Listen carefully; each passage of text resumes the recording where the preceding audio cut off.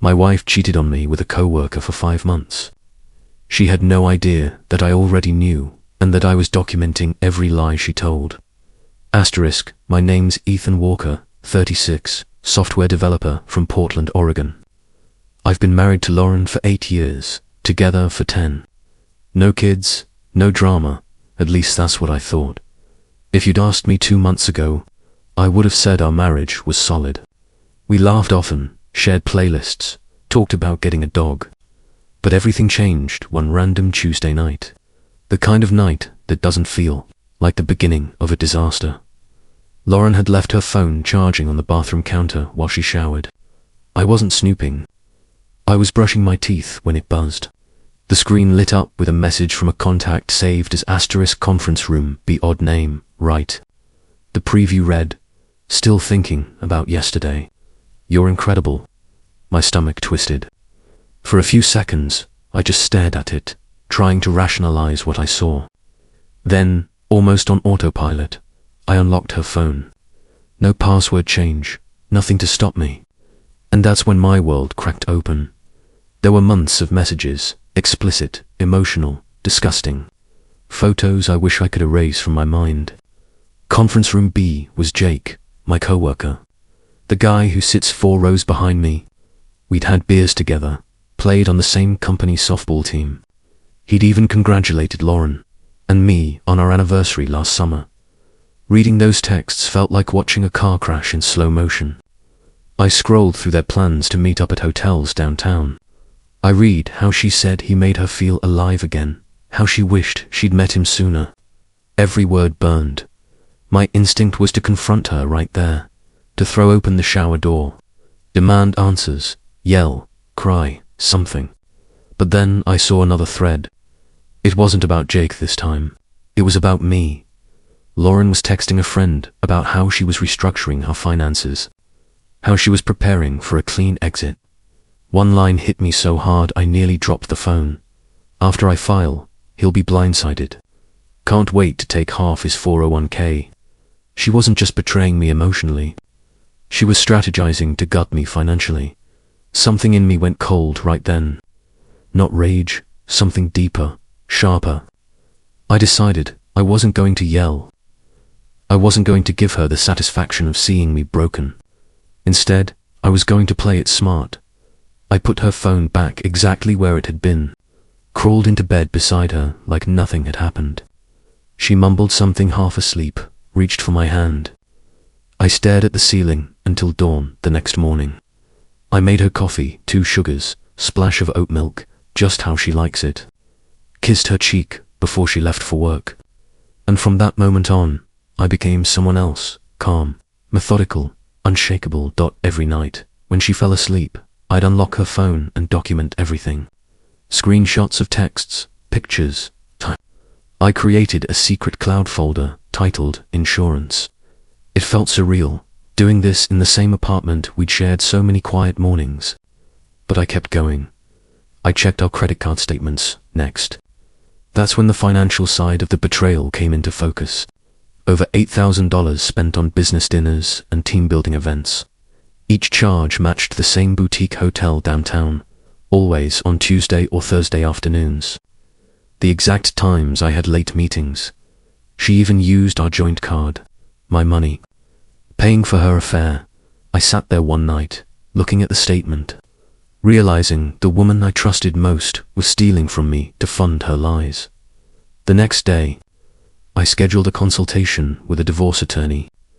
Her name was Sandra Cho, mid-40s, sharp eyes that looked straight through any pretense. After I explained everything, she leaned back in her chair and said, "Greater than, don't confront her. Keep documenting. If she files first, we'll use every bit of this." That's when my plan became clear. 5 months. That's how long I lived like a ghost inside my own life. 5 months of going to work, sitting a few desks away from the guy sleeping with my wife. Watching them share those quick glances, the faint smirks they thought nobody noticed. 5 months of pretending not to see the perfume change. The sudden gym obsession, the new lingerie that I never saw outside her laundry basket.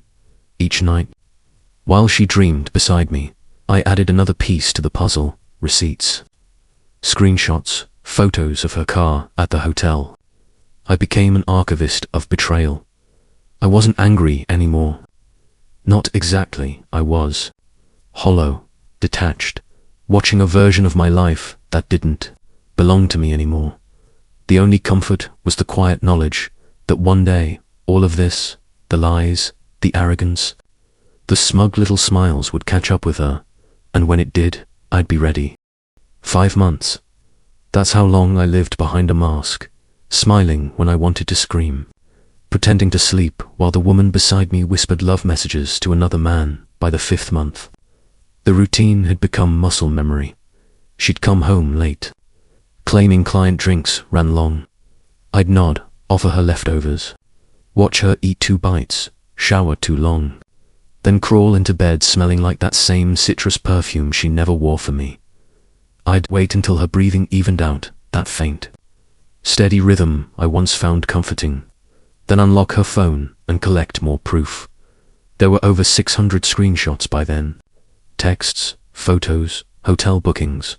Sometimes I'd sit on the balcony with my laptop open, staring at all of it.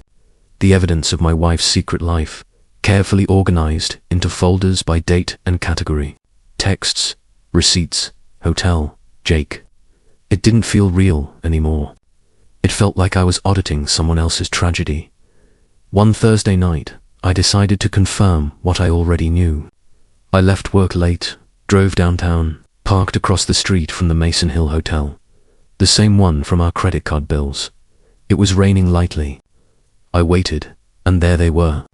Her car, his car, parked side by side. I snapped photos of both license plates, time-stamped by my phone's GPS.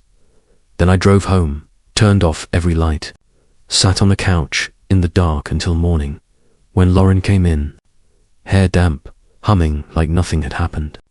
I felt something inside me quietly die. That weekend, I met with Sandra again. She flipped through my binder, yes, an actual binder of evidence. She looked impressed. "You've built a rock-solid case," she said. "When she files, you'll be protected. She can't touch your 401k, and the affair spending will count as marital fraud." I nodded, numb. "Just tell me when to act." "You'll know," she said. She was right. I did, a few weeks later. Lauren came home early from work, wearing that serious, calm expression people practice before they deliver bad news. She sat down at our dining table. "Ethan, we need to talk." I already knew what was coming. Still, I kept my voice even. "Sure, what's on your mind?" "I'm not happy," she began, eyes flicking toward the floor. "I haven't been for a long time. I think we should separate." There it was. The moment she'd been planning for half a year. No apology. No mention of Jake, just a detached business proposal. I leaned back, pretending to think. "Okay, have you thought about what that looks like?" Relief flickered in her face, like she expected a fight but got surrender instead. "I think the fair thing is to split everything 50-50ths, she said quickly. "The condo, savings, retirement, will both be fine." Fair, that word almost made me laugh.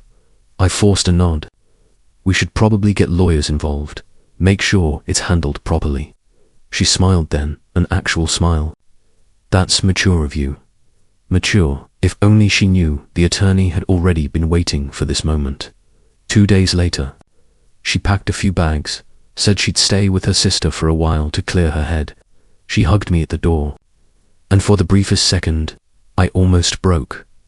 Then I remembered the text where she called me so clueless, he'll never see it coming, and the feeling passed. The following Monday, my attorney filed for divorce. Lauren was served at work, in the middle of the marketing floor, right in front of Jake, according to a friend in HR.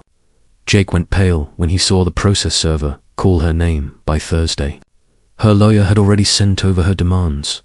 Half of my 401k, half the condo, half our savings, spousal support because she sacrificed career growth for the marriage. Sandra called me that evening, her voice calm but tight. She's coming in aggressive. Let's give her something she doesn't expect. The next day, Sandra filed a detailed response, a timeline of every affair charge, every receipt, every hotel night, every text, every photo, each piece labeled, time-stamped. She even added a financial fraud claim, noting that the credit card she'd used for those hotels was under my name. With her listed as an authorized user, Sandra said quietly, she's in trouble. Using joint marital funds for an affair can trigger restitution. You've done everything right. I remember hanging up and just sitting there in silence. It wasn't joy, not satisfaction either, just this deep, tired awareness that things were about to explode. The night before the first hearing, I couldn't sleep. I stood in what used to be our bedroom, looking at the faint imprint of where her dresser used to be. The empty spot on the wall where our wedding photo once hung. I didn't miss her. I missed the version of me, who still believed she'd never do something like this. The next morning, I put on my only navy suit, the one I wore to her cousin's wedding, and drove to the courthouse. As I walked through the security line, all I could think was, this isn't revenge. This is closure. The courthouse smelled like paper, coffee, and nerves. Lauren was already there when I walked in, sitting beside Jake. He was trying to look invisible, staring at his phone, but everyone in the hallway knew who he was. She looked up as I passed.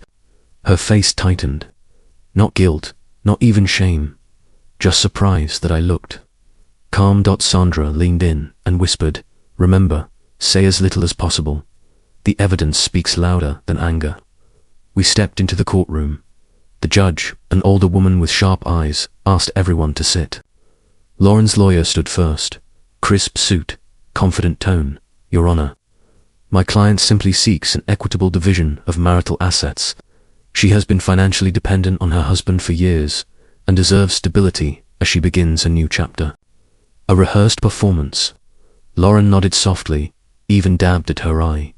Jake sat behind her, jaw tight. Sandra stood next. Your Honor, we agree, fairness is key, which is why my client has provided full documentation of his wife's financial conduct during the marriage. She walked forward and placed a thick binder on the judge's bench, the same binder I'd built for months. Tabs, receipts, screenshots, every secret laid bare. The judge flipped a few pages, then looked up, Mrs. Hayes, she said evenly. Is it true you used joint credit cards for hotel stays with a man who is not your husband? Lauren froze. Her lawyer started to object, but the judge raised a hand, answered the question. I don't recall. Sandra pressed the next exhibit. Bank statements, emails, timestamps. We can refresh her memory if necessary. The courtroom went silent. You could almost hear the sound of her world collapsing. Then the judge's voice, calm but cold. Given this documentation, the court finds sufficient evidence of marital misconduct and financial misuse. The request for equal division is denied. Lauren's lawyer turned pale. Sandra continued. We're requesting restitution for the misused funds, and that my client retained full ownership of the condo purchased solely with his income prior to the marriage. The judge nodded, granted. Lauren finally spoke, her voice trembling. Ethan, please, but it was too late. The gavel came down, final, clean. When it was over, I walked past her without a word. Jake reached for her hand, but she pulled away. Outside, Sandra stopped by the courthouse steps. You handled that well, she said. Not everyone can stay that composed. I nodded, eyes on the parking lot. I wasn't fighting her anymore. I was fighting to let go. She smiled faintly. You just did. That night, I packed the last of her things, the leftover perfume bottles, a few framed photos, the wedding dress she'd never bothered to pick up from the dry cleaners. I left them by her sister's doorstep and didn't wait for her to answer. Driving home, the radio played a song we used to dance to. I turned it off when I got back. The condo was quiet, echoing with the sound of my own breathing. But for the first time in months, that silence didn't hurt. It felt like freedom. I sat down at my desk, opened a new folder on my computer, and renamed it Closure. Then I deleted everything else. 6 months later, the condo looked different now, brighter somehow. The walls were freshly painted, the furniture rearranged. The silence that once felt like punishment had become peace. I'd started running again. Mornings by the river, headphones in, the air sharp and alive. Sometimes I'd catch my reflection in a storefront window and barely recognize the man looking back, lighter, steadier, unburdened. One Saturday, I stopped by a cafe near my office, and there she was. Lauren Chi was sitting alone, staring into her cup, the same way she used to when she was deep in thought. For a second, our eyes met. She froze, then smiled, small, uncertain. "Ethan," she said quietly. I nodded. "Lauren." A beat of silence. Then she gestured at the empty seat across from her. "You look good, happier." "I am," I said simply. She looked down, tracing the rim of her coffee cup. "I made a mess of everything, didn't I?" I didn't answer right away. 6 months ago, I would have wanted her to apologize, to admit everything, to feel what I'd felt. But now, I didn't need that anymore. "I think we both learned what happens when honesty leaves the room," I said, finally. She nodded slowly. "You always were calmer than me." We talked for a few minutes, nothing deep, weather, work, life. Then I stood to leave. "Take care of yourself, Lauren." She looked up, eyes glassy. "You really forgive me?" I thought about it for a moment. Forgiveness isn't about them. It's about taking your peace back. "I already did," I said. A long time ago, outside, the air was warm and soft, the city humming round me. I slipped my hands into my pockets and walked toward the river. The same route I took that first morning after the divorce was final, for the first time. The story didn't replay in my head anymore. It was just over, and that, finally, felt like freedom.